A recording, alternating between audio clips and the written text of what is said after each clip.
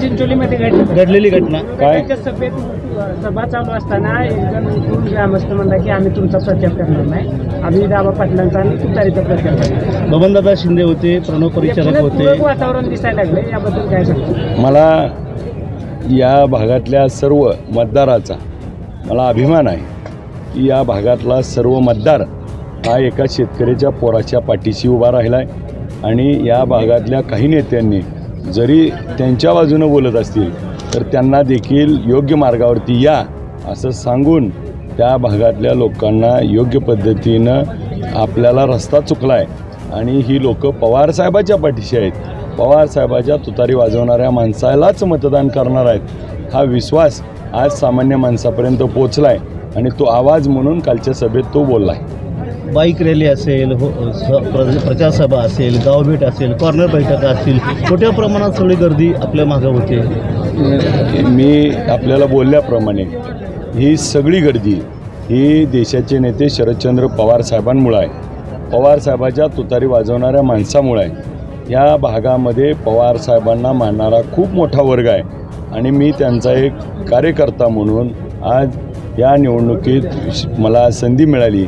आणि मला देखील मी शेतकऱ्याचा पोरगा आहे, त्यामुळं रात्रीचा दिवस करून मला दिवसातले 20 ते 22 तास त्या ठिकाणी मी प्रचार करतो आहे. त्यामुळे त्या 20 ते 22 तासामध्ये प्रचाराला त्या ठिकाणी तरी देखील मला वेळ पुरत नाही. आणि सातत्यानं लोकांमध्ये असल्यामुळं आणि मी निवडणुकीपुरताच आज लोकात नाही तर मी गेले कित्येक वर्ष त्या ठिकाणी लोकांमध्ये राहतोय, मिसळतोय, बोलतोय, हसतोय. आणि त्याचं प्रतीक म्हणून या निवडणुकीत मला जो प्रचंड असा प्रतिसाद मिळतोय त्याचं हे गळमग आहे. आता करकममध्ये तुम्ही सध्या इथे शेजारी असणारे भोशा गावातले जे गणेश पाटील आहेत ते राष्ट्रवादीच्या ह्याच्यातच आहेत, ते पद आहे त्यांना, तर ते कुठे ह्याच्यामध्ये तुमच्यासोबत नाही, त्यांच्याशी काही चर्चा झाली का? आणि त्यासंबंधी माझी आमचे नेते गणेशदादा पाटील साहेब यांची चर्चा झाली आहे. मी त्यांच्या संपर्कात आहे आणि त्यांच्याशी चर्चा होऊन मला खात्री आहे की ते शरदचंद्र पवार साहेबांचे हात बळकट करण्यासाठी त्या ठिकाणी माढ्यातल्या पवार साहेबांच्या उमेदवाराला निवडून देतील. महायुतीचे सगळे जे नेते मंडळी आहे ते तुतारीला सगळीकडनं घेरायला लागले असं वाटतंय, त्याबद्दल काय? नाही, आपण या मतदारसंघाचं जर बघितलं तर महायुती विरुद्ध महाविकास आघाडी राज्यामध्ये निवडणूक असताना या माढा मतदारसंघात मात्र महाविकास आघाडीचा मी उमेदवार आणि महायुतीचे मात्र 2 उमेदवार, एक डमी उमेदवार आणि एक पुरस्कृत उमेदवार असं आपल्याला चित्र बघायला मिळतं आहे. या निवडणुकीमध्ये महाविकास आघाडीच्या वतीनं मी लढत असताना त्यांना तिकीट मिळालं नाही. आणि मग मराठा समाजाचा जरांगे पाटील साहेबावरती बोलल्यामुळं आणि भाजपावरती मराठा समाजाचा रोष असल्यामुळं मराठा समाज मतदान करणार नाही या भीतीपोटी त्यांनी त्या ठिकाणी महायुतीकडनं उमेदवारी न घेता भाजपाचा त्यात येईल म्हणून त्यांनी या निवडणुकीत अपक्ष उभारण्याचं ठरवलं. आणि त्यांनीच त्या ठिकाणी महायुतीला उमेदवार दिला आणि तिरंगी करण्याचा प्रयत्न केला. परंतु कित्येक ठिकाणी गेल्यानंतर गेले 25 वर्ष त्यांनी ज्या पक्षावरून निवडणूक लढली त्या ठिकाणी गेल्यानंतर समोरच्या प्रचारात बोलल्यावर बबनदादा शिंदे साहेबांचंच ही चिन्ह असल्यामुळं त्या चिन्हाचंच आज प्रचार होतो आहे. आणि मग त्या निवडणुकीत शिंदे कुटुंबालाच तो महायुतीच्या उमेदवाराचा फटका बसतो आहे असं त्यांना जाणवल्यामुळं महायुतीच्या उमेदवाराचा प्रचार हळूहळू थंड करत बंद करतील. आणि हा महायुतीचा उमेदवाराचा पाठिंबा देखील कदाचित अपक्ष उमेदवाराला मिळेल असं काहीतरी चर्चा देखील आमच्या कानावर येते आहे. आणि खूप काही त्या ठिकाणी आपण बघितलं आहे या राज्यामध्ये सरकार येताना 50 खोके म्हणून आपण ऐकलं आहे, तसं ह्या तालुक्यामध्ये मतदारसंघात देखील आता खोक्यांचं सरकार येण्याची शक्यता आहे. आणि महायुतीकडं खूप मोठा त्या ठिकाणी वेगवेगळ्या शक्ती आहेत. त्यामुळे या निवडणुकीत महायुतीच्या उमेदवारांनी अपक्ष उमेदवार रणजित शिंदेंना पाठिंबा दिला तर नवल असेल असं काही वाटत नाही. अपक्ष उमेदवाराला मत म्हणजे भाजपलाच मत ही जनसामान्यांमध्ये भावना तयार झाली आहे. आणि शिवाजी सावंत सरांनी स्पष्ट सांगितलं की महायुतीला आमदार देण्यासाठी त्या ठिकाणी आम्ही शिंदेंच्या पाठीमागं अपक्ष उमेदवाराचे आहे.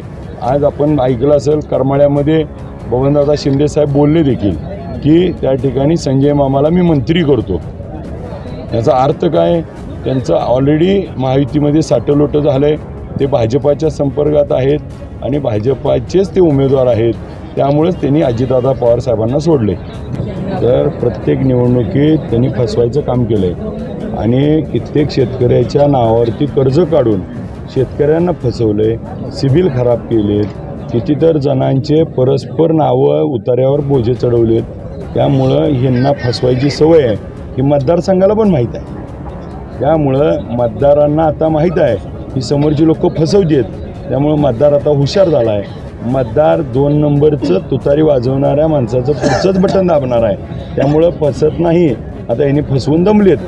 बाबा, या निवडणुकीमध्ये साम दाम दंडभेद अशा प्रकारच्या वेगवेगळ्या मार्गाचा अवलंब विरोधक करण्याची शक्यता आहे. सर्वसामान्य मतदारांना आणि तुमच्या कार्यकर्त्यांना या संदर्भात नेमकं कोणतं आव्हान करतो? मी आपल्याला या निमित्ताने हेच आव्हान करतो की छत्रपती शिवाजी महाराजांचा काळ आठवा.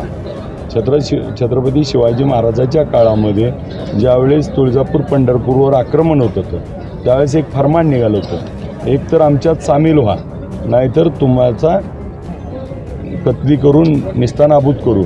त्यावेळेस काही लोक सामील झाली आणि काही लोक स्वतःच्या ह्याच्यावरती पाणी सोडून छत्रपती शिवाजी महाराजांच्या पाठीशी उभा राहिली.